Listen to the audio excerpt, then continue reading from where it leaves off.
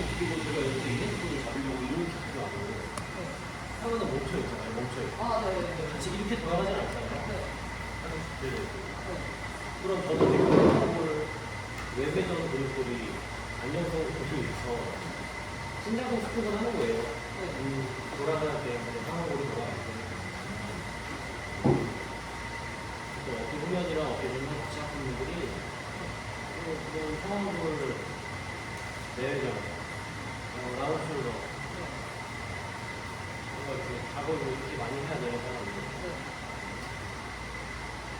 우리가 등 운동할 때 조금 잘못하면 잘못하는 건 아니지만 겨드랑이 뒤쪽 근육들을 너무 쓰는 것처럼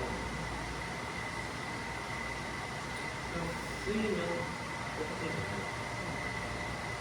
이쪽이 저리는 이쪽으로 가는 신경이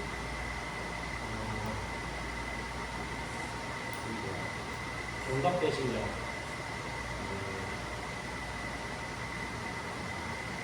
팔 쪽으로 가면은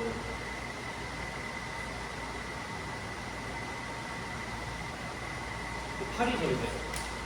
팔이랑 팔이 저리돼요? 근데 또 그때 임플란트 보시니까 그런 것도 약간 시원이 하고 이쪽 볼 신경이랑 팔로 가는 거. 정중신경. 세 가지가 팔신경이고. 여기 견갑대 지나가는 견갑대 신경 정도? 그 중에 있는 신경이 가는 길에 있는 근육들이 긴장을 하니까 뭔가 저리는 증상이 나타나는 거잖아요. 지속되는 저림이 아니라 간헐적으로 돌아가는 거예요. 보면 되죠. 소형근이나 삼각근 밑에 혹은 지나가는 항문에 있는 근육 무리들 견갑 하근도 어쨌든 날개뼈 안쪽에 붙어있지만 견갑 하근은 붙어 보는 거예요. 견갑 하근 뒤쪽에 어깨 혼나는 것도 전면이 분명한 것도 가슴 근육 대원근 이런 거 있고 확진해보시고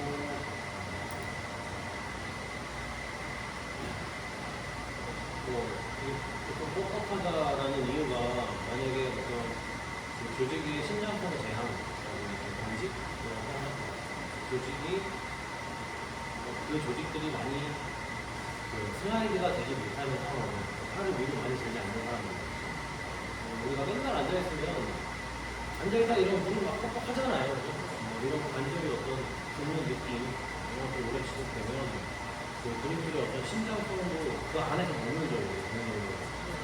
거기서 더 이상 늘어나는 게 이제 그 근육 조직들에게는 상당히 위험한 것보다라고 전달이 되니까 그런 것들이 얘들이 뻣뻣함을 만들어주고 우리 몸이 뻣뻣해지고 막 감이 걸렸을 때 목이 돌아가지 않는 행위들이 얘는 조금 다른 얘기긴 한데 감은 뻑뻑하다라는 거는 움직임이 없었기도 하지만 움직임이 없기 때문에 뻑뻑해지는 게 아니라 움직임이 없는 몸이 움직임이 갇히기 때문에 내 몸이 방어기전을 펼치는 거예요. 굳어버리는 거예요. 그러니까 얘네를 물려주려면 우선은 가동을 해야 돼요. 근데 이 뻑뻑함이 있는 곳은 풀어줘야죠. 흔히 얘기하는 근막 가동이나 근막이나 그거에서 근육 스트레칭, 하늘도 해주고 하시고 스트레칭, 마사지 만져봤을 때 우리가 잘 움직이는 손 같은 경우는 이거 이렇게 손톱 끼고 막 말랑말랑 하나잖아요. 슬라이드 피부가. 그리고 피부 취향은 그 다음에 근육, 심부 근육, 관절 주변까지도 우리가 근막이라는 개념이 어디서 섞여 있어요. 층마다 하나씩이 아니라 근육 층마다 하나씩 이론은 있지만 얘네가 어디 한 부분을 묶여요. 그러니까 얘가 전체가 다 하나가 묶여있다고 보는데 뻣뻣한 분도 이건 활주가 안 돼요. 애초에 피부 자체가 이런 한 2cm 정도의 활주 활주가 이 정도. 예를 들어 우리가 좀 힘 많이 주는데 이런 데 좀 해요. 그러니까 이게 뭔가 여기처럼 가장 겉에 있는 피부층과 그 피하지방, 그다음 근육층 전체적으로 너무 활주가 되는 느낌이 있고 이런 일은 어느 한 층에서는 뻑뻑함이 느껴지고 뭐 이런 느낌. 그냥 뭉탱이 같이 움직이는 느낌이거든요. 근육이 피부를 당기자마자 그런 게 따라오고 이런 데는 풀어줘요. 이런 데 특히 풀어줘요. 그래서 우리가 여기다 마사지 보는 거 하나요. 그런 느낌. 해주세요? 그런 거예요. 근데 뭐 그거는 보여주고 해보세요. 이런 거 하세요 하면 돼요. 앞에서 풀어주고 뒤에도 풀어주고 어깨도 자꾸 주물러라고 하고 팔도 주물러라고 하고 주물르면 알아서 이완이 돼요. 근막 이완도 되고 뭐 우리가 근막 이완이라는 개념이 뭐 근막이 이완되지 않는다 여러 가지 관계가 있지만 된다는 견해들도 있으니까 주무르면 어쨌든 내가 피부층 뭐 근육층 전체가 한 번에 똑같이 움직이진 않을 거 아니에요. 피부가 먼저 오고 싶고 그 다음에 따라오면 근육이 같이 아파요. 팔주가 일어나니까 자꾸 주물러라고 하고 어깨나 팔 여기서 하고 그러면 손이 힘드니까 마사지도 이렇게 마사지하고 자동으로 만들어주는 스트레칭도 밴드 같은 거 있으면 피해 대각선으로 민들고 바닥 대각선에 묶어주고 뭐 이렇게 올리거나 위에서 아래로 당기거나 또 이쪽에서도 있잖아요. 이렇게 당기고 또 위에서 당기고 그러면 전체 가동 범위에서 어느 정도의 근력과 가동성을 만들 수 있죠. 아니면 저번에 그때 어깨 그때 마사지 이렇게 잡으라고 하셨잖아요. 네. 그런 것도 그거는 안정성이라서 그런 것들은 만약에 제가 쌤한테 피치볼을 하려고 공을 올렸는데 높아요. 높이 왔어. 그래서 쌤이 잡았어. 근데 잡자마자 정대가. 그러면 순간적으로 어깨는 이 무게가 움직이는 여정이 오늘 그대로 상세하게 접근하고 움직이는 게 아니라 내가 얘를 빨리 내 몸을 유치해가지고 통해서 운동해줄 때 빨리 움직이잖아. 그러면 그 순간에 내 몸을 회전하지만 어깨 관절은 안정성을 줘요. 그래서 이제 동시 수축을 하는 거죠. 툭! 이거는 안정성이 없는 거예요. 그건 안정성 운동이기 때문에 가동이라고 부르는 거예요. 가동성을 확보한다라는 개념은 아니고 안정성을 확보하는 운동이 있는 거죠. 이런 거 있잖아요. 운동에 대한 동작 보여주는 거. 그 구조를 갖고 그런 것들은 어깨 운동하기 전에 어깨 내부에 있는 회전 운동 같은 주변 근육이나 조직들은 내가 이제 운동하기 전에 최대한 안전한 상태로 만드는 종류 운동이에요. 가동성을 만들기 위해서 안정성을 만드는 운동도 중요하지만 어쨌든 그 준비 과정이라고 생각하는 거기 때문에 그게 명확하게 이 본에 대한 해결 방법은 아닙니다. 가장 중에 하나인 거죠. 오히려 뭐 조직을 신장시키거나 근막 이청을 풀어내려면 본인은 힘을 빼고 세게 올려 움직이는 게 제일 좋아요. 근육 자체가 긴장하지 않고 내가 조직들을 늘려줄 수 있게 훨씬 스트레칭을 내가 직접 해보는 이해되죠? 네. 디스크는 없었으니까 디스크 같은 경우도 축할 수 있는 테스트들이 굉장히 없어요. 디스크의 휘박 출구 분파, 휘박 출구 교로가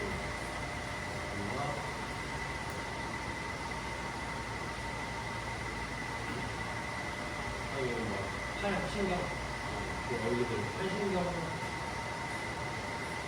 스페셜 테스트 이런 식으로 하면 나올 것 같긴 한데 스페셜 테스트를 한번 찾아보면 이런 것들을 간접적으로 추측할 수 있는 그런 작업들이 얘네를 통해서 추측할 수 있고 문제가 없으면 너무 다행인 거고 만약에 루티스크 같은 경우는 내가 간접적으로 평가를 했는데 만약에 루티스크에 해당하는 그런 견해가 나왔어 그러면 의료 차원에 병원에 가보라고 권유를 해줄 수 있고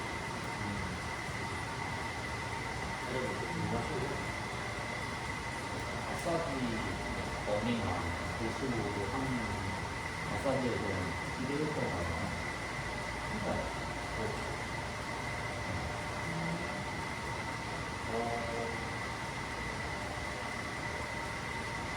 예를 들면 저번에 전에 한 번 했었는데 미스터 그때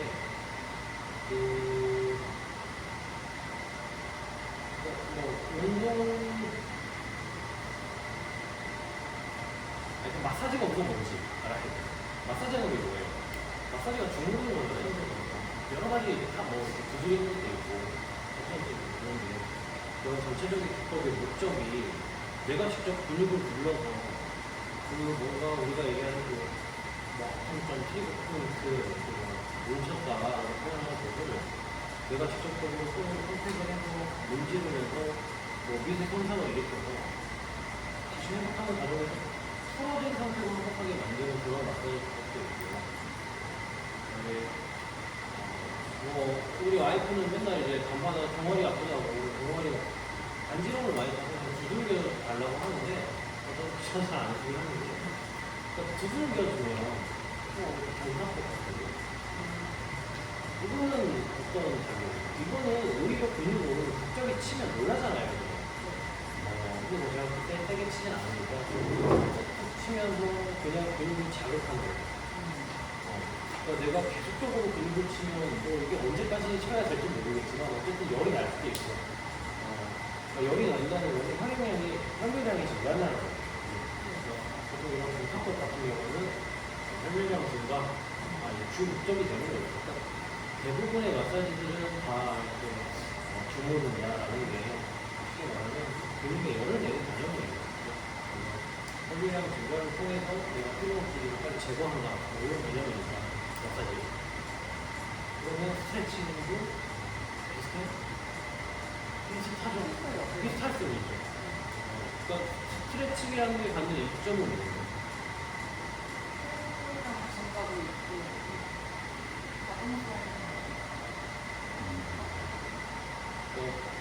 내가 혼자서 하는 어떤 정적 스트레칭은 능동적인 움직임이기 때문에 어떤 근육의 움직임과 관절의 유연성 동시에 이제 생각해야 되는 거잖아요.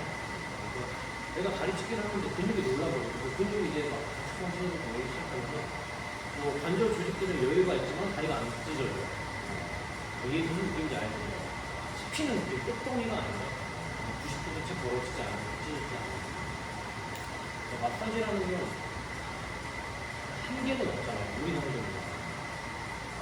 관절에 가동범위가 필요한 것들은 내가 관절을 회식으로 스트레칭을 시켜놓고 그래서 고정을 시켜놓고 필요한 부위의 마사지를 실시할 수도 있고 근데 본인이 능동적으로 하는 스트레칭은 내가 직접 움직여야 되기 때문에 기존의 틀은 이렇게 구성할 수가 없어요. 가동성이라는 게 많아요.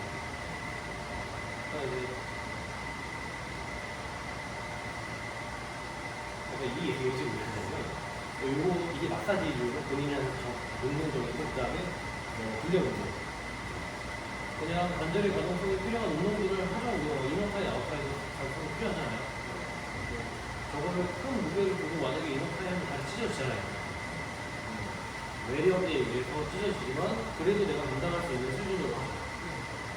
그러면 이때 근육은 내가 충분히 감당할 수 있는 무게이기 때문에 일반 사람들이 하는 무게에 걸리는 거예요. 막 단축성 시간도 크게 보내진 않아요. 이게 정말 무거워지면 팬들이 해보면 알겠지만 내가 편안하게 누워서 할 수가 없어. 이 근육들이 단축성 시간을 계속 보내니까 너무 무거워. 내 골반과 허리를 끌고 와야 이렇게 걸어야 돼. 이런 느낌이 들어. 약간 절대 안 되거든요. 오히려 이런 운동들은 기술적으로 고유 수행기들이 단축성 수준을 보내게 만드는 거잖아요. 그러니까 이제 근력 운동을 할 때 있어서 스트레칭 효과는 한계가 있기 때문에 그리고 모순의 관계들이 있기 때문에 그러니까 스트레칭이라는 마사지를 해야 되긴 하는데 얘네들의 어떤 기대 효과가 뭐 예를 들어서 내가 지금 당장 마사지를 하면 90도가 나오지 않고 힘을 가는 거리가 뭐 이 정도 구축이 있었는데 이 정도 90도가 된다. 한 번 나와요. 이건 아니죠. 근데 내가 지금 당장 이 근육이 뭐 통증이 있었어. 근육 때문에 뭔가 움직이는 통증이 있어. 근데 마사지를 제대로 실시하면서 한 10초, 15초 만에 근육이 풀려. 그러니까 이제 이런 것들을 바탕으로 한 연구 논문에서는 소상히 마사지 효과가 스트레칭 효과가 나오지만 그게 이제 뭐 대상자, 실험 대상자들이 이제 실험물이랑 대부분을 비교했을 때 얘와 얘의 차이가 150% 이상. 그러니까 얘가 만약에 일반적인 경우로 1회라고 치면 또 얘가 2배의 차이가 있다. 이거 1이면 해봤자 한 1.0, 이 정도의 차이가 있다. 1.05는 넘어야 되거든요. 그 논문의 유의수 때문에 90% 이상, 95% 이상의 그런 유의수를 넘어야 되고 차이는 없지만 900, 300 그런 건 아니에요. 선생님들이 만약에 오늘 갑자기 일어났는데 승모근이 좀 아파요. 뭉쳐있는 느낌이나 딱딱해. 이런 거는 마사지 제대로 하면은 한 15초 만에 풀려요. 근육 내부에 있는 그 고유수용들이 작업도 하고 마사지 자체. 근육도 어쨌든 다 신장을 시키는 거고 하면서 뭐 단 10초, 15초지만 어쨌든 혼유량이 증가하니까 그 안에서 약간 뭐가 순환이 되기도 하고 근육의 어떤 신장성 수축에 필요한 이완에 필요한 AT를 생산해내기 위해서 어쨌든 혼유량이 증가해야 돼요. 우리가 피로물질을 제거한다라고 표현을 하는 것들이 피로물질이 뭘까요? AT를 생산해내고 나오는 부합물도 이제 피로물질이라고 생각하는 그 안에는 활성산소를 포함해서 에너지를 P9, 뭐 인산, 크레아틴이 이런 거, 크레아틴. 아무튼 그런 부산물들이 제거해야 된다는 내용으로 이렇게 얘기하는데 우리가 피가 안 통하진 않잖아. 제거되는 또 차이가 있는 거고 제거가 안 되진 않아요. 스트레칭이 안 해요. 아마 스트레칭에 맞춰서 빨리 풀리는 이유는 제가 섬유량 분배를 해서 시켜서 이 근육의 어떤 이완에 필요한 AT 행동을 위한 기질들이 더 빨리 가게 근육을 수축할 때 AT까지만 이완이 필요한 담 같은 경우도 담에 걸리는 방어 구전이 있기 때문에 뭐 마사지하면 안 된다 하지만 전문가들이 실시하는 뭐 이제 마사지가 잘해야 돼요. 수영기도 생각해야 되고 볼 수영기도 생각해야 돼요. 담도력도 몇 가지 어떤 뼈의 위치도 실제로 멀어지는 건지 가까운지 파악을 해야 되니까 담도 마사지를 뭐 한 5분 정도 하면 보통 풀려요. 잘 해주면. 근데 뭐 저도 그 마사지를 담 걸리는 회원들이 왔을 때 했을 때 안 되는 사람도 있고 되는 사람도 있는데 저도 그게 왜 그런지 정확히 모르겠는데 담이 걸리는 기전은 대부분 뭐 명확하게 증가지고 뼈가 약간 어긋나거나 근육이 놀라거나 두 가지예요. 뼈가 놀란 경우는 큰 전달력을 받아서 아주 미세한 틀어짐이에요. 미세한 틀이 틀어지는데 얘네도 어떻게 보면 그 척추 마디의 가장 심부에 위치한 그 얘네를 꽉 잡고 있는 근육들이 어떤 특정 방향의 회전이 갑자기 일어나면서 움직이는 힘이 갑자기 실렸을 때 그러니까 순간적으로 늘어나야 되는 쪽에 있는 근육들이 갑자기 신장되니까 단축통신으로 보낼 때 원래 아시죠? 저는 근육과 굉장히 풀어버려 동시에 해야 되는데 그게 안 되니까 여기 잠기는 거예요. 어쨌든 뼈가 전달력이 되면서 약간 틀어졌다 이 근육은 근육의 문제인 거예요. 근육을 그 방향을 잘 선생님이 파악해서 마사지를 해주면 당연히 얘기가 너무 멀어졌는데 완전히 마사지는 효과가 있죠. 그러니까 우리가 보는 팀들한테 마사지가 나오는 거예요. 효과가 없는 것보다 애초에 되지 않으시는 LSC에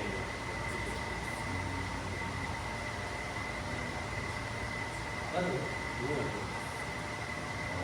예전에 음식을 하셔가지고 무릎 연골이 한 30cm 돼버렸습니다. 운동을 좀 같이 하다가 한 5개월 4개월 정도 하고 여행 가서 러닝을 좀 했어요. 5일 정도, 3일 한국에 와서 이제 운동하려고 다시 오셨는데 완전히 풀로 앉으면 여기가 약간 땡땡해지는 느낌이라는 거예요. 네. 제가 추가하는 것도 없다 이렇게 하시거든요. 그래서 일단 뭐 추가하는 건 안 시키긴 했는데 이런 상태면 아예 씌워줘야 되거든요. 그냥 본 정도로서 해도 되는 거죠.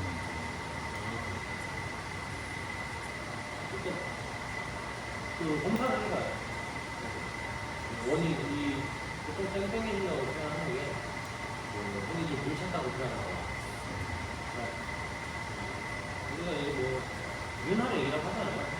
관절이 윤활액이 관절에 열을 식히기 위해서 그 나오는 건데 그 관절에 윤활액이 제대로 공급을 받지 못하면 원인들은 많아요.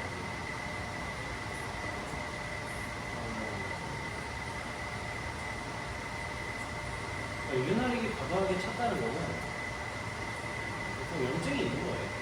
염증이 많이 있으니까 윤활액이 그럼 물이 차는 거예요. 물이 차서 그런데 물이 찬데 염증이 있구나 이렇게 해가지고 얘 아니면 그 연골연화증 연골들이 약간 완화됐다 그러면 얘네들 약간 뻑뻑한 느낌이 들긴 하고 뻑뻑한 느낌? 팽팽한 뻑뻑한? 예, 그냥 뻑뻑한 게 아니라 뭔가 부푼 느낌이 같이 드는 두 가지를 평가하는 거죠.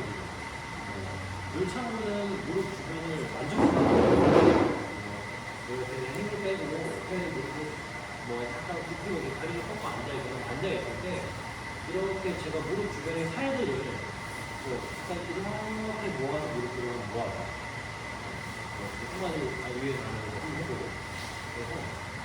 그래서 상대적으로 그 사람이 아프다고 생각하는 쪽이 헬스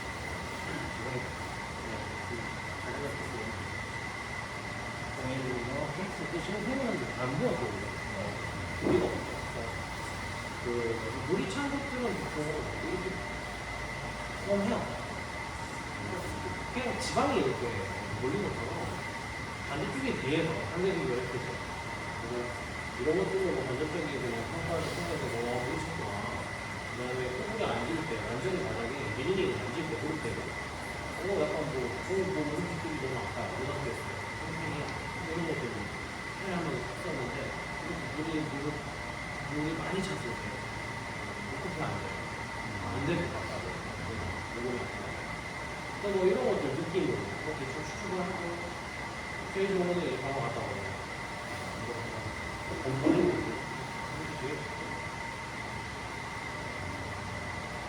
연골이 없다는 것은 관절에서의 움직임이 있어서 관절 내부 조직들이 어쨌든 충분할 가능성이 굉장히 많다는 거잖아요.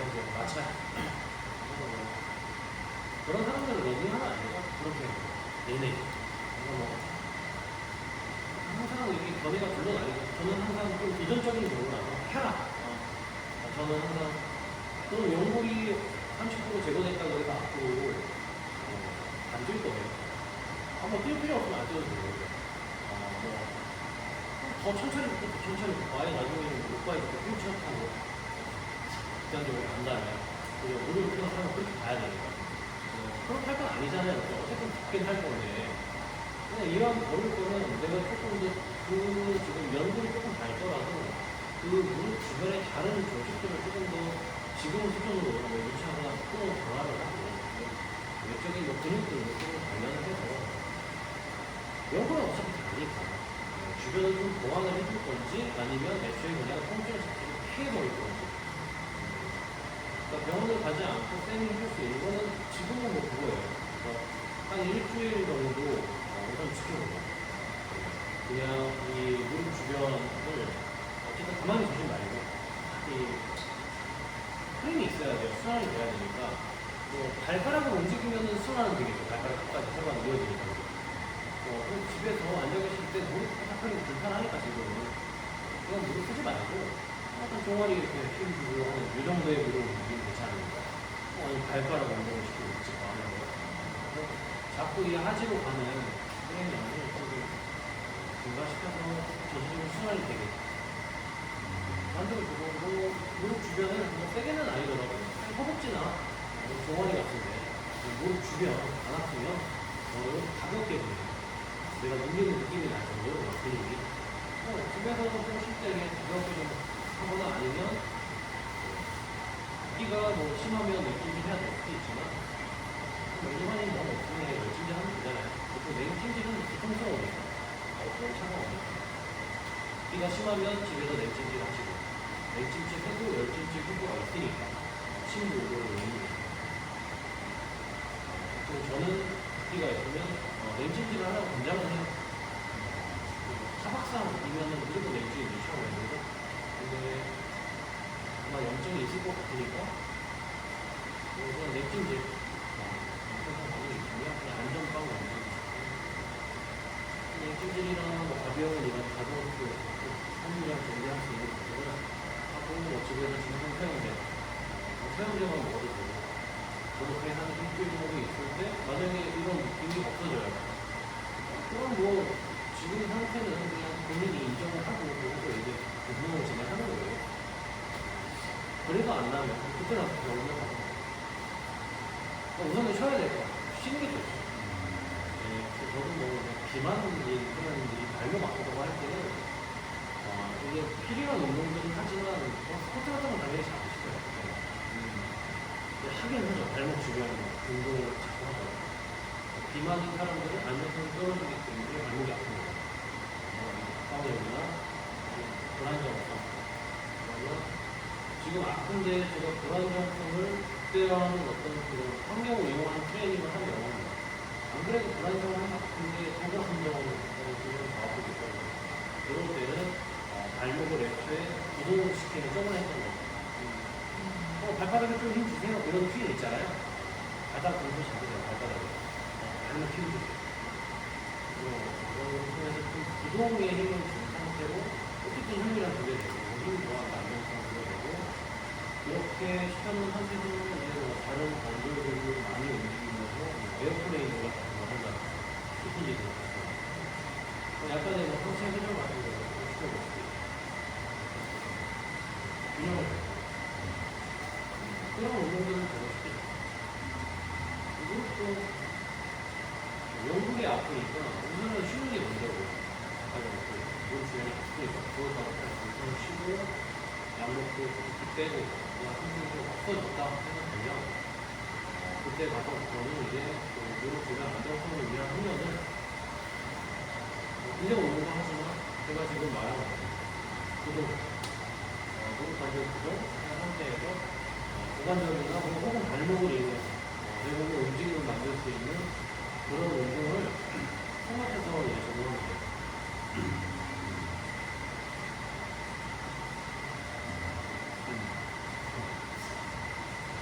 네? 다른 거구나. 같이 운동을 하려고 오셨는데 예. 한 4시간밖에 못 했어요.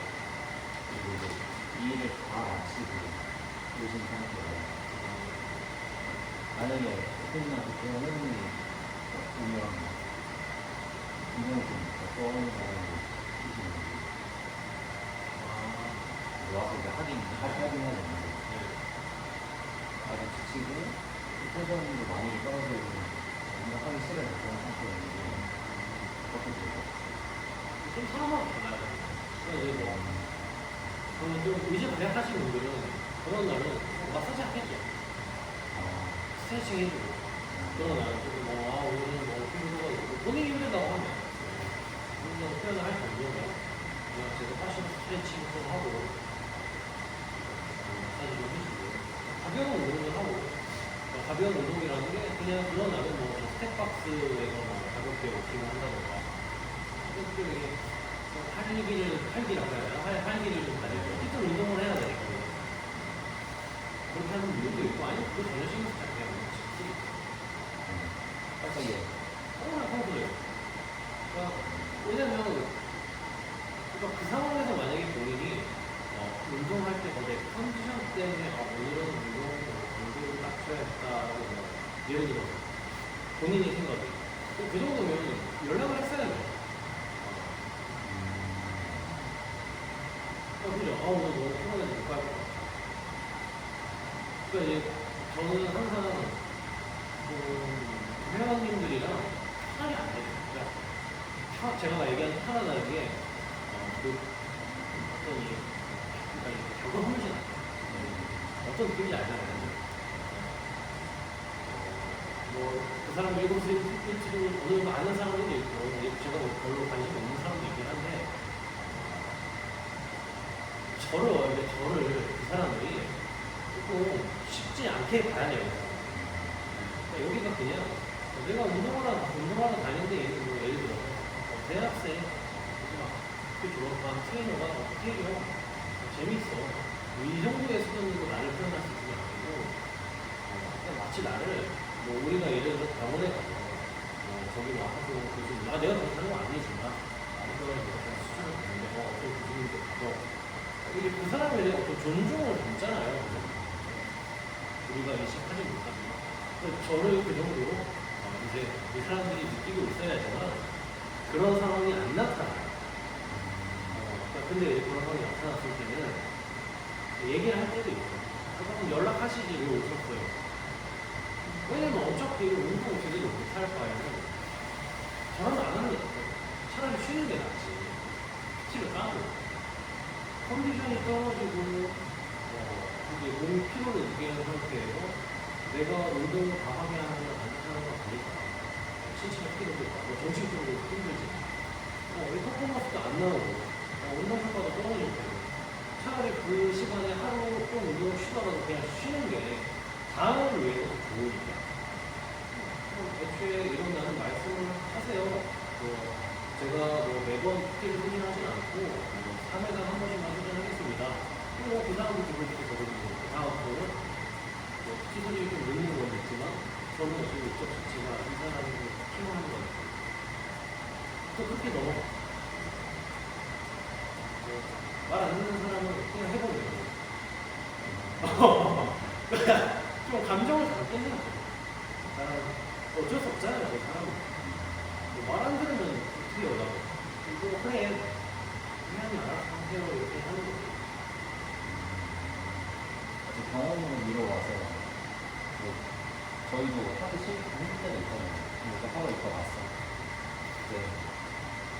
하면은, 제가 없긴 한데, 이게 안 끌어올릴 때, 그냥 무거운 거 짧으면, 그거 막, 약간 좀, 아드레날린 나오는 거.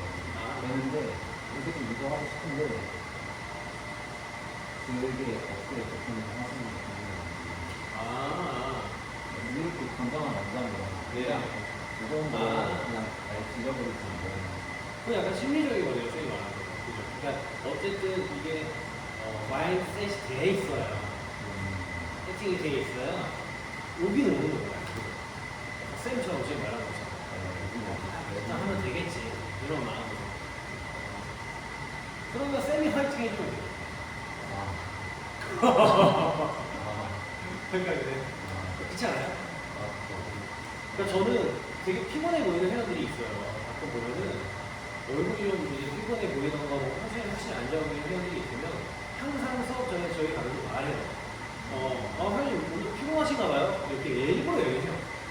그러면 이 사람이 이 놀란다는 표현이 깜짝이 아니라 한번 뭐랄까 약간 잠이 깨듯이 그런 느낌이 있잖아요.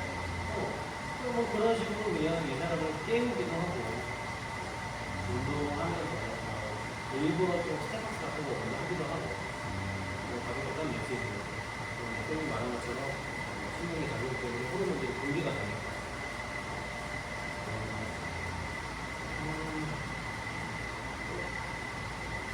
제 친구가 저한테 그렇게 말했는데, 제 친구 같은 경우는 제가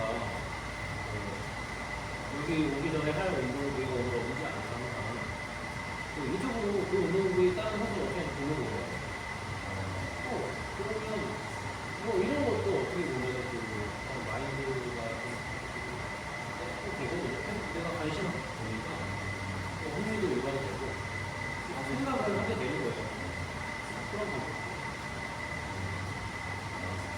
쌤은 피곤할 때 운동 어때요?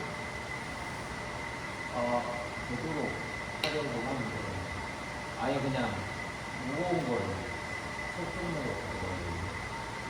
때문에. 저도 하기 싫다고 아니, 소품은. 그중에 제일 하고 싶은 거 먼저 시작해요. 일단 땀 나면은 하기 싫다가 내려가요. 맞아요. 피로를 느끼고 있는 상태에서 각성을 하네요. 아니면 약간 각성 효과를 편하게 할 수 있는 게 뭐예요? 우리가 흔히 먹는 거. 카페인. 카페인이 들어간 다른 것들도 있지만, 부스에 들어가기 마련한 게 있고, 녹차 큰 들어가. 커피를 즐겨하는 회원이면, 회원님 다음에 커피 마시는 날은 운동한 한 시간 전쯤에 많이는 말아요. 한 2샷, 3샷 정도 커피를 좀 드시면서 오세요. 그러면 각성이 되니까 뇌를 혼란시켜서 지금 그 피로를 느끼는 그런 방법들이 조금 반대로 될 거예요. 각성이 되실 거예요. 그런 효과를 받게 돼요. 아니, CC 스쿼트 맞아요? CC 스쿼트? 맞아요. 그거 그때 얘기하셔가지고 궁금해서 영상을 찾아봤는데 대표님 그게 뭐예요? CC 스쿼트. 무릎을 굽히면서 대퇴직하는 신장성 수축입니다. 그러니까 CC 스쿼트도 다 CC 스쿼트라고 표현을 하는데, 약간 이거 원래는 다르게 말해야 되는데, 어떤 사람들은 CC 스쿼트를 매트에 무릎 꿇고 앉아서 뒤로 Z자 만들고, 어떤 사람들은 일어나서 바닥에 무릎 손으로 내려가는 거예요. 여러 가지 CC라는 게 스프링이 SIS에서 나와요. 당연히 뜻 자체가 있는 거고, 그거 하면은 무릎이 제가 운동을 찾아봤거든요. 그걸 하면 무릎에 되게 약간 제가 해봤는데 그게 지원생을 해봤거든요. 지원생이 고관절이 아프다고 어디서 어떻게 해요? 이 유튜브도 여기를 잡으면 이런 데 잡고 처음에 이제 스쿼트를 하면 할줄 아는 가정하에 해야 된다고 그러고 뭐 이런 벽을 같은 걸 잡고 뒤꿈치가 뭐 어떤 사람은 뒤꿈치 된다고 그러고 때리는 사람은 이런 식으로 하더라고요. 그래서 저는 이렇게 하면 무릎이 엄청 아프게 세지는 거예요. 지원생도 여기가 나갔고 이게 무릎 강화 운동 맞나? 그러니까 CC 스쿼트는 난이도가 높은 거예요. 쉽게 말하면. 상태가 고관절을 잡는 거야. 발목은 뒤꿈치를 띄우는 게 좋아요. 애초에 구동을 만드는 게 제일 좋아요. 그러니까 CC 스쿼트 목적 자체가 무릎만 쓴다라는 개념이니까, 발목을 힘없이 내비두는 건 아니에요. 좀 구동 쪽으로 힘을 주는 게 좋아요. 뒤꿈치가 금방 뜨겠죠. 팔꿈치랑 다 이상 상관없어요. 그럼 내가 내려가는 내내 내가 이 좁은 기저보다 나가서 내 몸의 신체 지면을 균형선상에 맞춰놓고 오로지 무릎 관절을 펴고 그때는 펴는 힘만으로만 내 몸의 어떤 균형을 잡으면서 가동을 하는 거예요. 그러니까 이제 스쿼트 같은 경우는 발목, 무릎, 고관절에서의 전체적인 안정을 잡아가 쓰는 반면에 CC 스쿼트는 내가 똑같이 위아래로 움직이는 동작인데 그 안에서 다른 관절 배치하고 일어났습니다. 약간 이런 느낌이 되는 거예요. 로마니안 데드리프트랑 스티프 데드리프트 차이처럼,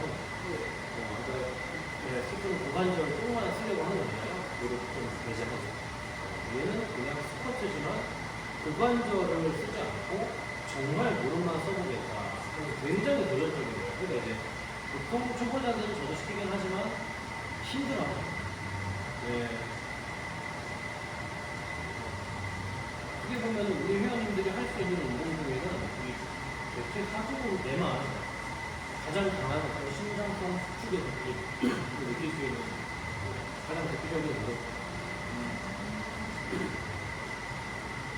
좀 더 소프트하게 하려면 매트에다가 여기 정강이 다 닿게 해놓고 선생님이 밴드 같은 거 걸어서 손잡이 앞에 좀 만들어주는 건데 그거 잡고 이렇게 내려가게끔 하면 괜찮고, 등에다가 짐볼 같은 거 있잖아요. 저거 터치할 정도만 내려보세요 하면 그것도 조금의 거기서 하시거든요. 잘하는 분은 마음 열어요. 이해했어요, 동작? 네. 뭔지 알죠? 앉아서 하는 제타자예요.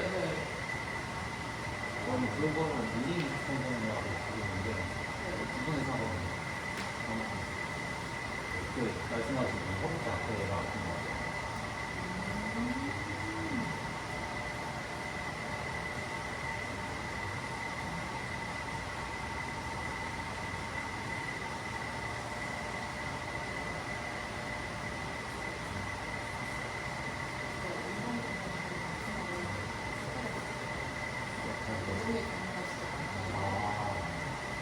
너무 많은 것 같아요. 볼 때마다 쓰는 게 많아요.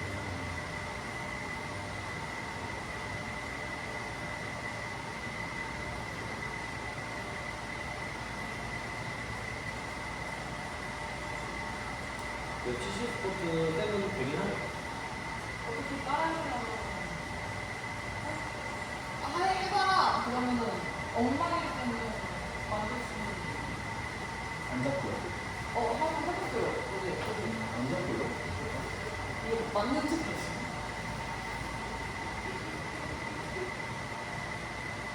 이게 맞아요 맞아요. 치시 스포츠는 그냥 허리를 뒤로 굽히고 무릎이 앞으로 내려가는 거예요. 그래서 그냥 무릎을 툭 찍으러 내려가는데 바닥에 잘 닿잖아요, 지금. 그냥 안 닿게 끝까지 내려가고. 아니, 언탑바텀 하죠, 이거. 무릎 깨지니까. 너무 잘하시네요. 이런 느낌인 거죠, 이제.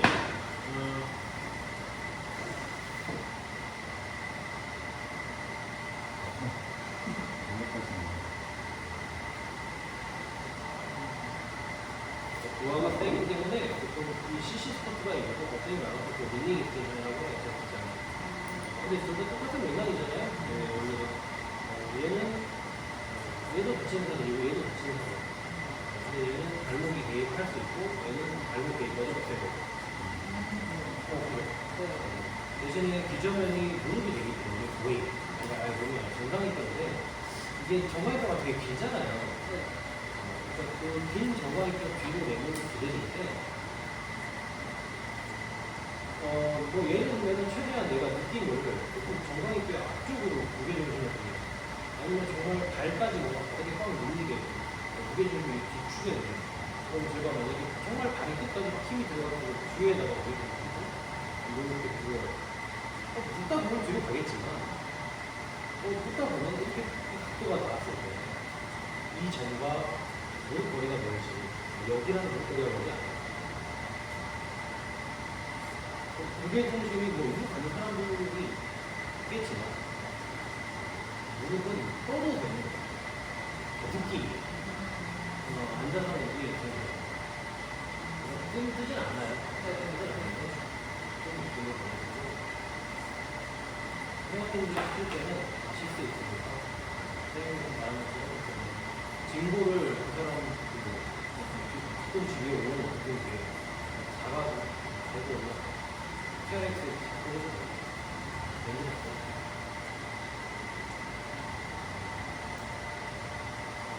어떤 사람을 저거를 시켜야 돼요. 시켜야 되는 사람이 있겠죠. 그 샌드를 햄스트링 이렇게 하는 거 햄스트링도 약간 우리 다른 분들이 정확히 생각이 나요. 회원들은 보통 잘 안 시키거든요. 이거 거의 못 봤어요. 근데 이제 저도 한 명 딱 시키는데 저도 안 하는데 이쪽이 하나도 진짜 어려워요. 이런 교육 운동들의 목적은 뭐예요? 그러니까 햄스트링 단련인데 노르디컬이 우리 레스터 머신보다 효율적이에요. 아니잖아요. 세팅해야 되잖아요. 매트 깔고 엎드리고 내가 발로 잡아줘야 되고 그리고 자기 체중 깎게 되고 뭐 엄지가 힘드니까 효율적이진 않아요. 근데 왜 하는 거예요? 이거 선수들은 필수로 해요. 특히 이제 무릎 관절 주변을 쓰는 선수들은 이걸 꼭 해요. 노르디컬 내가 털고 하시고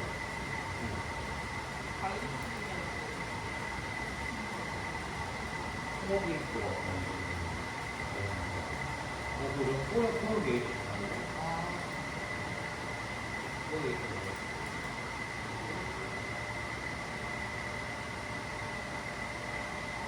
또 뭐가 있어? 같이 쓸 수 있는 어떤 거 하나만 하면 안 되고 같이 써야 될까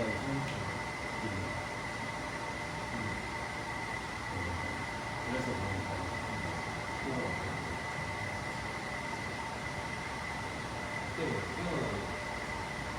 노르딕 폴 뭔지 알죠? 제가 말한 거? 네. 발목 잡고 하는 햄스트링 훈련이랑 우리 라인 레그 폴두 개만 해볼게요. 가장 큰 차이가 있잖아요. 같이 놀고 아, 오. 같이 넣는 거예요. 이 릴링 익스텐션도 같이 열는 차이가 관절의 움직임 형태가 어쨌든 다르기 때문에 그 과정에서의 조직 신장 같은 느낌이 좀 달라져요.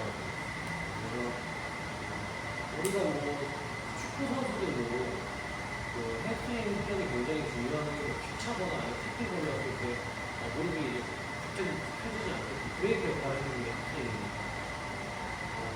햄스트링 훈련을 시키는데 항상 서서 공만 찾아야 내가 다리가 바닥에 닿은 상태에서도 무릎이 뭔가 입술이 꺾이는 상황도 있거든요. 공 차는 거는 떠있지. 그러니까 같이 열린 모든 과정 안에서의 운동이 필요한 건데 그런 의미에서 우리가 일상생활에서도 뭐 발이 바닥에 닿아있을 때 뭐 이 위가 움직이면서 무릎이 펴지거나 혹은 이제 뭐 반대로 내가 발이 뭐 발차기를 했는데 갑자기 무릎이 꺾인다거나 상황들이 이제 다 다르니까 그때 맞춰서 햄스트링의 신장성 수축을 할 수 있게끔 하나의 쉽게 말하면 그 뇌에 메모를 남겨주는 거예요. 그래서 입시운동할 때 이걸 진짜 많이 시켰구나. 입수 운동할 때는 노르딕 폴을 하는 이유가 좀 옛날에는 헬스장을 기구가 없었잖아요. 헬스장에서 노르딕 폴을 하는 거예요. 단발차가 되는 건데. 그러니까 잔발치기 같은 거 할 정도의 그 햄스트링이 그렇게 없어서 시켰구나. 왜냐면 브레이크를 거는 거는 쉽게 말하면 에너지를 상실시키려는 거고 우리가 잔발치기 할 때는 그 운동 에너지를 최대한 보존해야 돼요. 위치 에너지로 전환을 해야 되는 걸 알려줘야 되는 거기 때문에 오히려 근육이 너무 큰 긴장을 하면 좋죠. 민첩성은 관절 구동도 좀 해가 되는 거죠. 저번에 얘기했잖아요. 민첩하기 위해서 구동이 되지 않아야 되는 관절들도 있으니까 상황이 맞춰서.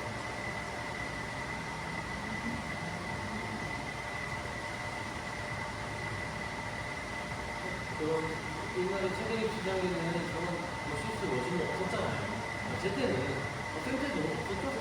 예. 저런 거 있으면 얼마나 좋아요. 특별히 종목 있는 학교 가야지. 네, 그때는 그냥 혼자서 하려고 처음에, 물론 저는 하나도 안 되지 않았었는데, 제 기억에 뭐 한 5개 정도 했었던 것 같아요. 그래서 뭐 처음 5개 했었게 하다가, 그러다가 계속 혼자서 해본 게 올라가긴 하는 것 같아요. 선생님들이 가끔 잡아주고, 제가 하는 거예요. 이름은 바꿔 아니, 저희 못했어. 아, 진짜요? 어떤 외쳐요? 나이가 어디 공기가 위험하지 않아요? 저희는 맞았는데. 저는 이제 여기 강동구에 사니까 저는 한영고등학교 이중은 한영고. 아, 진짜? 여기 있었나?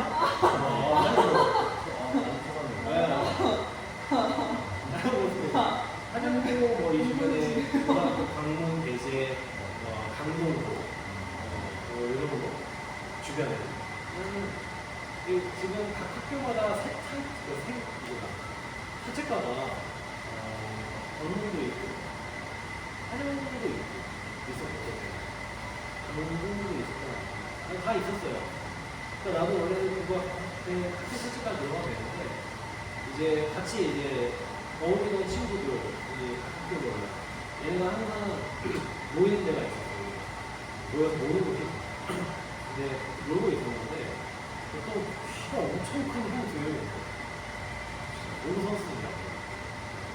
그분이 우리한테 너네 뭐할 거냐?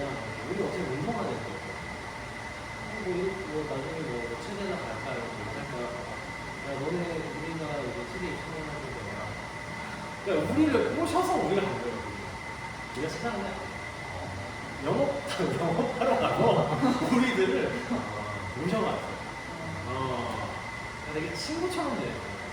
나이가 많은 제가 이제 19살 때 고2 때부터 했으니까 30대 초반 그냥 바다 맞아봤어요? 하고 있고 왜 맞아요? 우리가 그냥 놀리는데요. 기억 안 나요. 우리가 놀려요. 우리가 서로 저밖에 안 해요. 우리 막 경쟁심이 있었거든. 그 시기에 맞으면 그렇게 올라와서. 아, 그래요? 또, 다른 거 궁금하죠? 요새 우리 작가는 성공을 가지고 운동을 하고는 싶은데 운동 시킬 때 이렇게 그래도 가동이 되긴 하거든요. 우리가 나오긴 하고 이렇게 공부 할 때는 한몇 프로 허벅지뼈가 들리면 좀 불안한 아픈 느낌이 드신대요. 이 두가 작다는 거야? 거기 싸우는 게 얘가, 그러니까 덜 세하다는 거? 얘가 작아가지고 그러니까 일반적인 깊이가 아니라는 거죠? 이렇게? 얘가 잘라서. 이 깊이는 모르겠는데 그 의사 선생님이 당신은 뭐 되게 부하가 쉽게 가져지는 이유가 이거 이 활동 운동을 해봐야 제가 네. 그러니까 그게, 이것도 명칭이 있는데, 이게 이것도 두 가지 정도예요. 광골면 자체가 얘가 애초에 일단 선천적으로 아주 좀 낮은 사람도 있어, 살짝. 깊이가. 그래서 얘가 담겨야 되는 범위가 뭐 전체의 한 예를 들어 40% 정도면 얘가 40% 치에 담기지 않아요. 얘가 담겨요. 아니면 얘가 살짝 이제 어떤 특정 이유에서 살짝 빠져야 되나? 둘 중에 하나는 뭐예요? 근데 빠지면 탈거라고 표현을 했겠죠. 그러니까 얘의 문제인 거예요. 그러니까 얘를 고칠 수 없잖아요. 근데 얘가 담겨지는 그릇이 잡을 문제가 뭐예요? 주변 조직들이 일을 더 많이 해야 돼요. 그릇이 크면 웬만하면 안 빠지니까 힘을 안 줘도 되는데 그릇이 작으면 불안하잖아요. 주변에 있는 조직들이 일을 많이 하는 거죠. 그러니까 조금만 가동성이 필요한 큰 운동을 하면은 그 뚜껑위에서 우리랑은 다른 느낌이 드는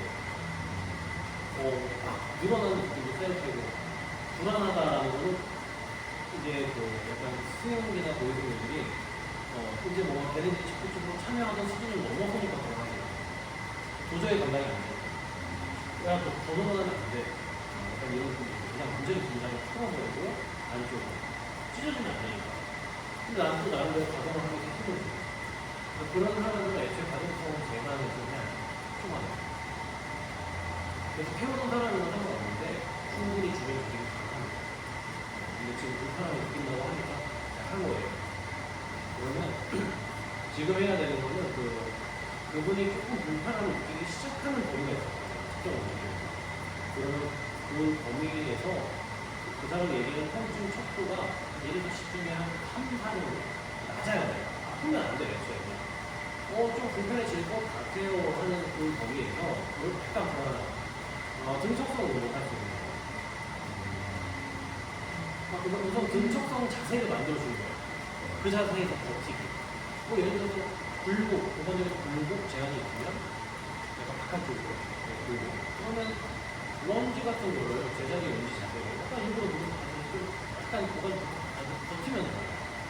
그때 속도시키는 거예요. 속도 분리. 그러니까 이 사람이 예측하지 못한 상황들을 만들어주는 거예요. 살살 맞출 수 있으니까 선생님이 예를 들면은 무릎 허벅지 쪽에 벤지를 약간 거 받아놓고 옆에서 살살 이렇게 진동을 줘봐요. 그러면 주변 근육들이 가동성이 조금 떨어져서 훈련하잖아요. 항상 힘을 주면 지금 필요한 적정한 근육에 이제 훈련을 할 수 있죠.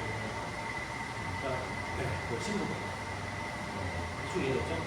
그런 맥락의 훈련들을 제일 좋아요. 조직 신장도 해야 되기 때문에 그 인대 같은 거 허식 스트레칭을 해줘야 돼요. 그러니까 저런 분들은 하체 운동 하기 전에 관절 전체 가동이 아니라 고관절 같은 거 선생님이 좀 표시를 직접적으로 약간 이렇게 스트레칭을 정적 스트레칭은 뭐한 20kg 정도 한 날. 그다음에 그 약간 홀드링처럼 홀드링처럼 여기서 홀드링 돌려줄 수 있잖아요. 적당한 범위 내에서 한번 뭐 이렇게 뭐 10번 정도 이렇게 돌려보고 그리고 어느 정도 가동을 시켜보고 직접 그리고 운동하는 도움이 돼요. 운동 전에 약간의 신전 효과를 가지고 이용하는 효과.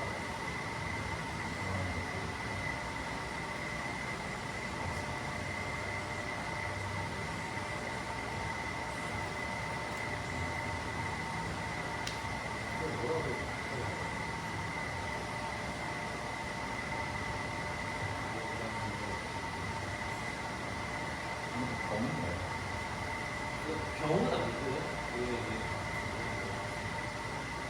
근데 이거를 뭐 뭐라고 얘기를 하거든요.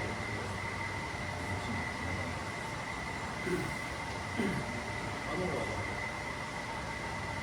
거 이렇게 얘기해서 제가 이렇게 한 번씩 할 때마다 저도 일부러 다시 보는 거예요. 이렇게. 기억이 안 났던 거니까 찾아보고 이름을 좀 찾아보고.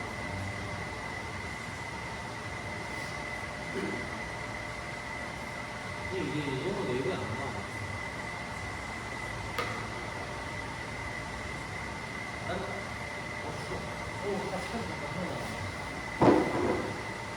안 추워요? 추워요. 그죠? 되게 춥지 않아요? 팬 틀어놨는데 다르네. 이거 한 22도 하면 괜찮아요? 21도로 해놨어요, 지금. 아까 전에? 네. 지금 내가 18도 잠깐 내려놓은 거예요. 아, 그래요? 비와서. 21도도 가만히 있으면 한 23도? 우선 22도. 아침에 먹어요. 아침에는 그냥 굉장히 편한 거 먹고 왔어요. 아. 궁금하셔서. 이건 제 문제인데 라인 트라이셉스 좀 하려고 하면 이렇게 잡고 이렇게 뒤로 넘길 때 항상 이쪽 경관절이 약간 이렇게 떠있다는 느낌을 받아가지고 네네네. 항상 이렇게 좀 내리고 네. 이렇게 대칭되게 하려고 하거든요. 네. 그래서 이쪽이 뭔가 많이 이렇게 떠있나? 그래서 왜 그러지? 근데 이거 어떻게 보완해야 되지? 라는 고민이 있고 벤치프레스 하면 어떻게 하는지 궁금해서 위에서 찍어봤어요. 네. 내리면 이쪽 팔꿈치는 한 이 정도 올라가 있고 오른쪽은 이렇게 내려가요. 이렇게 가장하면 이렇게 착각해세요. 이렇게 하고 모든 오른손잡이는 네. 그러니까 모든 전체 인부는 착각해 돼요, 벤치가. 그래요? 다 왼쪽이 바깥쪽으로 가고요. 오른쪽 아래로 내려가요. 이걸 억지로 맞추자니까 이상해지고 내가 이 오른쪽이 떠서 이상하게 놀고 있는 것 때문에 그런가 약간 고민이 들어가지고 여쭤보고 싶었어요. 또 라인 저거 할 때는 무게를 쌤이 내릴 때 팔꿈치가 여기 위에서 보면 이렇게 떨어지게 해야 여기가 넘겨요. 그럼 넘기면 팔을 드는 거잖아. 내가 팔을 드는 거야. 그러면 그래서 우리가 제자리에 앉아서 팔을 들어도 내 몸이 따라오는 끝이 있잖아요.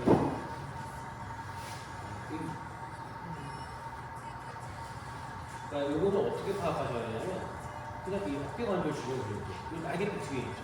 그 어깨 주변에서 뭔가 힘이 느껴져요. 아니면 그냥 강배근이 쭉 늘어나는 느낌.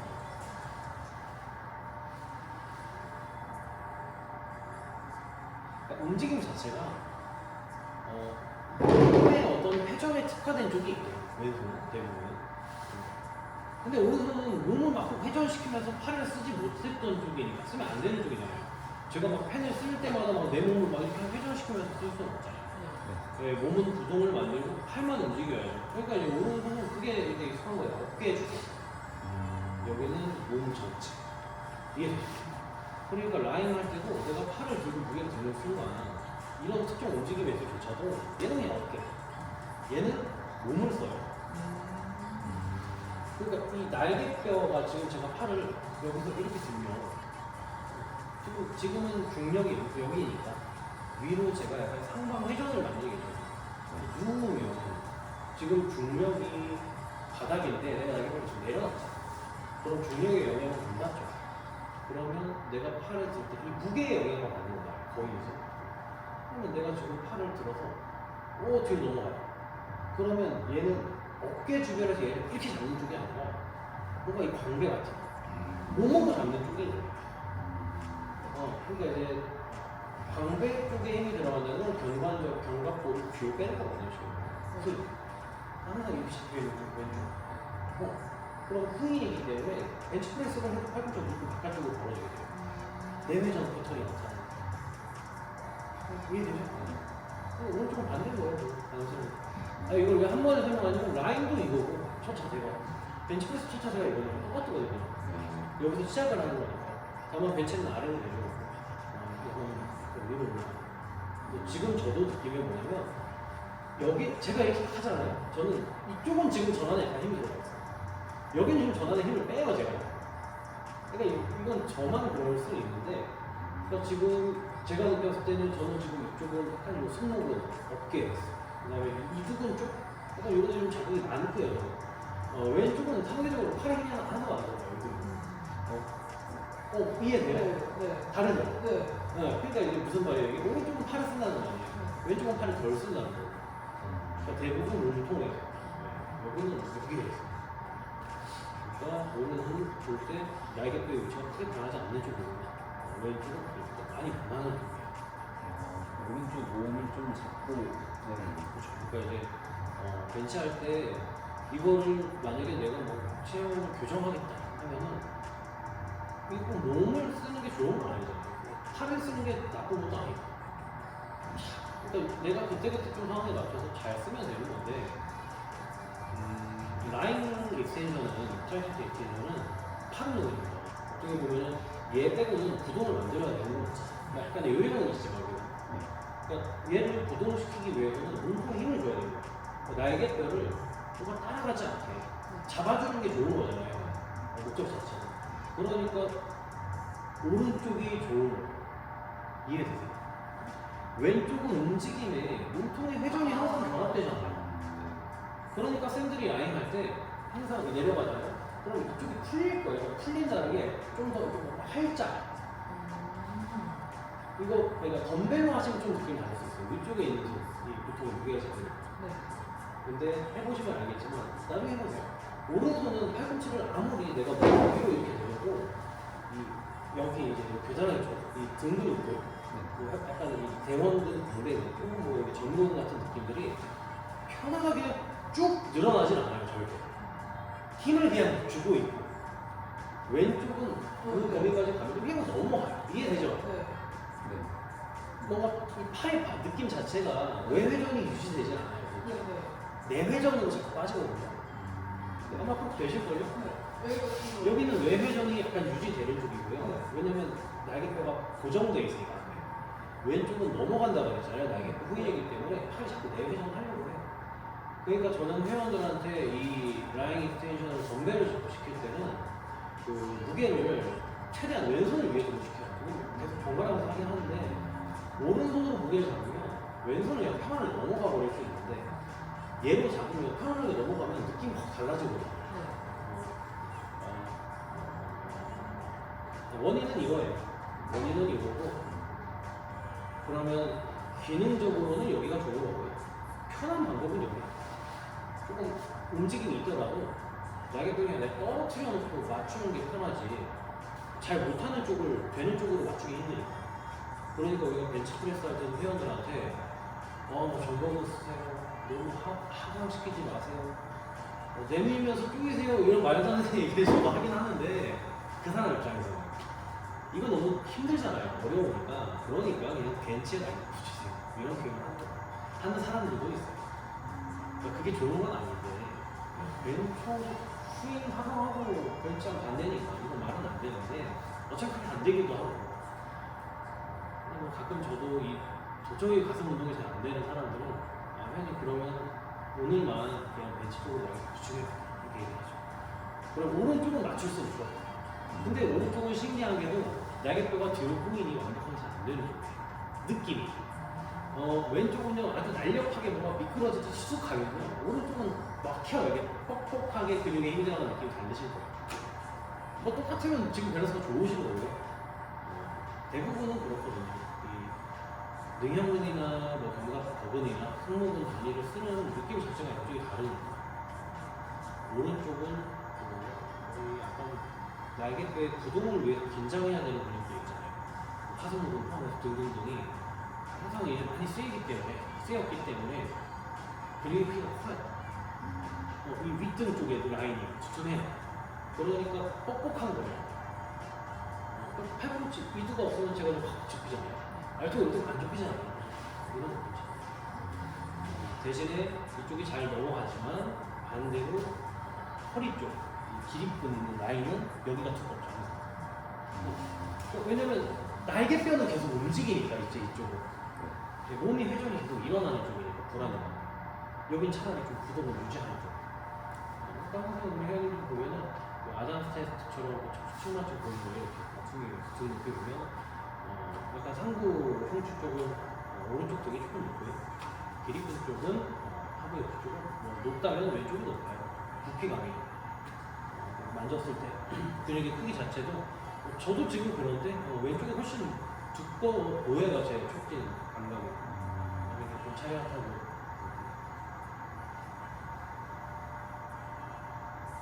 좀 심하네요.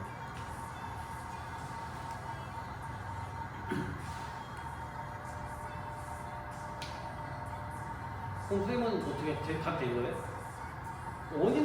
원인은 그죠? 네. 저는 이걸 잡는 건 저번에 말씀하셨던 그 로벳 그걸 생각하면서 운동 중심을 잡아야 됩니다. 그럼 너무 좋은데 그 척추의 느낌을 내가 누워서 거울 없이 맞추기가 조금 힘들고 저조차도 그 정확한 각도를 저도 알지만 대충 좀 만져보지 않고서는 모르죠. 만져보면 아는데 극돌기나 힘돌기를 근데 뭐 이렇게 보이는데 어떻게 제가 만져요? 그러니까 저도 이제 코나 뭐 이런 기준점들을 이렇게 항상 이미지화 시키니까 머릿속으로 그냥 걔네들을 보고 대충 이런 거 있다 정도지. 근데 이것도 제가 봐주니까 가능한 거지 혼자는 저도 못해요. 저조차도 저를 못하죠. 그러니까 제가 이렇게 디스크 터지고 날아가고 제가 오늘 제대로 했으면 이렇게 안 되겠죠. 물론 무거운 무게 다 먹지만 그러니까 그런 거는 보지 마시고 그냥 제가 말한 거로 기억하시면 돼요. 네. 그러니까 쌤은 만약에 기능적으로 쌤한테 만약 퍼스널 트레이닝을 할 거면 그 왼손으로 공 던지기 뭐 이런 것도 있잖아요. 왼손으로 배드민턴 치기, 왼손으로 밥 먹기. 저는 왼손 되게 잘했어요. 젓가락질 왼손으로 하거든요. 다 해요. 그러니까 여기 수술을 하니까 이때 개수 되게 오래 했잖아요. 밥을 먹어야 되는 제가. 그러니까 이쪽을 계속 쓴 거예요. 근데 제가 그때 놀란 게 뭐냐면 몸은 생각보다 금방 적응하더라고요. 뇌는. 안 썼어요. 한 번도 내가 이쪽으로 적극치 하는 게 뭐 있어요. 한 이틀 하니까 되더라고요. 그때 몸이. 하루만 해도 됐어요. 그러니까 만족하진 않지만 그렇죠. 꽤 능숙하게 해요. 이렇게 하다가 처음에는 그냥 되게 이렇게 좀 자세 자체를 우리가 또 이렇게 먹잖아요. 이렇게 먹게 되는 거예요.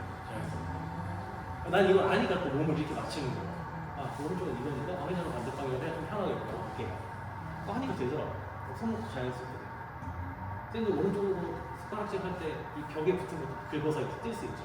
보통 처음에 왼쪽 그게 안 돼요. 이 손목 스냅이나 잘 안 돼요. 그러니까 왼손을 자꾸 쓰면 오른쪽처럼 내가 이 축구적인 위치를 맞춰주고 왼손을 자꾸 쓰면 이게 포지셔널 트레이닝이 되는 거죠. 어떤 움직임을 서로 생각나는